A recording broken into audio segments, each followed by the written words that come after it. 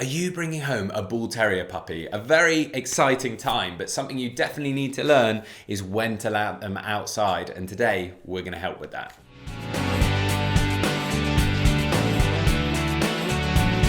Welcome back to the Fenrir Bull Terrier Show. My name's Joe and I'm a certified canine leader here at FenrirCanineLeaders.com. We are dedicated to helping you learn everything you could possibly want to know about the Bull Terrier and then how to become a high-level canine leader so you can raise your very own. So if you're new here, don't forget to subscribe and turn on that notification bell so you never miss a future upload. Bringing home a Bull Terrier puppy is a very, very exciting time, but something you definitely need to learn is when you're going to be allowed to let them outside.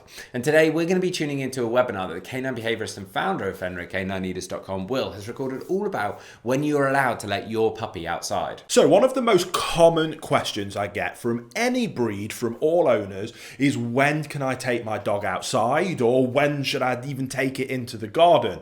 And this is one of those questions that is hotly debated amongst different vets, different trainers, different breeders, different experts, different YouTubers. We all have our own opinion.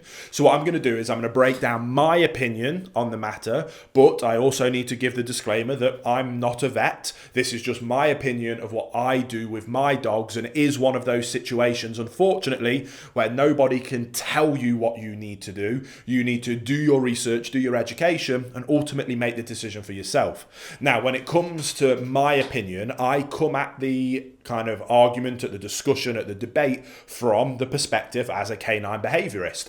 I see every single day when dogs go ultimately wrong, when dogs have savaged children, when dogs have killed other dogs.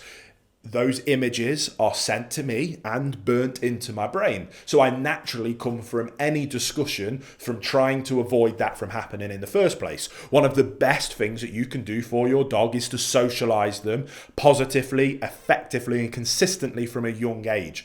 One of the best psychological development windows for you to do this is between the age of 8 to 12 weeks. The debate gets murky when people say that their dogs haven't had the jabs and are therefore not protected from all different types of diseases in that window. Now, in my personal opinion, I still socialize my personal dogs heavily in that window. Yes, there is a risk. In my opinion, it's a slight risk. There is always a risk. There's a risk that your dog and you could get run over by a bus even after they've had their jabs. With life, there's risk. In my opinion, the reward of having a well-balanced, well-socialized dog that has been capitalized on that early window is more important than the risk associated with them picking up any kind of disease. But yes, the risk is there. Now, I always advocate that you take any necessary precautions as possible. When it comes to your garden, for example, that is an environment that you can control heavily. In the weeks and months leading up to getting your puppy, do not let other dogs into your garden that haven't been well vaccinated.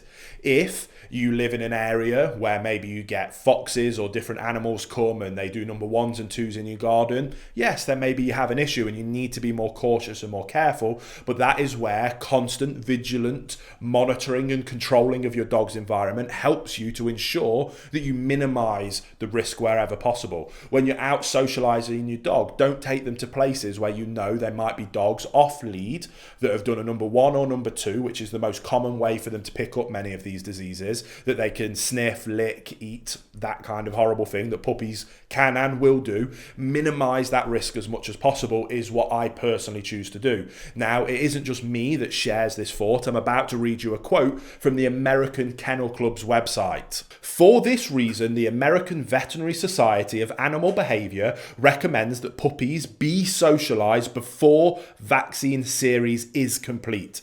Its guideline states that puppies can start socialization classes as early as 7 to 8 weeks of age. As a rule, they should receive a minimum of one set of vaccines at least 7 days prior to their first class, as well as a first deworming. The training school should ensure that all puppies in the class are up to date on vaccines and that the facility is clean, so the risk of catching anything is very small. Now, that's a small segment from a very long article on the American Kennel Club's website around socialization. And that shows that even organizations as large as that are becoming aware of the importance of early socialization. So, my personal opinion, I'm not a vet, I'm a behaviourist and a trainer. My personal opinion is that socialising your dog early is of critical importance. And I personally believe that owners have a responsibility to socialise their dogs as efficiently and as effectively as possible, whilst minimising any risks wherever possible. Now, again, I can't tell you to do that. I can simply tell you that that's what I personally believe, and it's your choice. It's your responsibility to go out. There's going to be people that will say, never let your dog out of the house for the first 12 weeks. Go and listen to them, listen to what their reasons are, and make the decision for yourself what you do. My personal opinion, get out there and socialise your dog as much as you can, or at least that's what I do. I hope that helps. I hope that my 2 cents helps you make an informed decision of the best approach for you and your dog. But put the work in, get out there, become a high-level canine leader, and you'll raise perfect canine companions. There you have it, guys. Some really useful information from Wilder, all about when you're allowed to let your puppy outside. I really hope you enjoyed today's video. If so, get involved in the comments down below, as we would love to hear from you. Don't forget to subscribe and turn on that notification bell, as we have 3 dedicated videos coming out every single week. So I can't wait to see you in the next episode of the Fenrir Bull Terrier Show.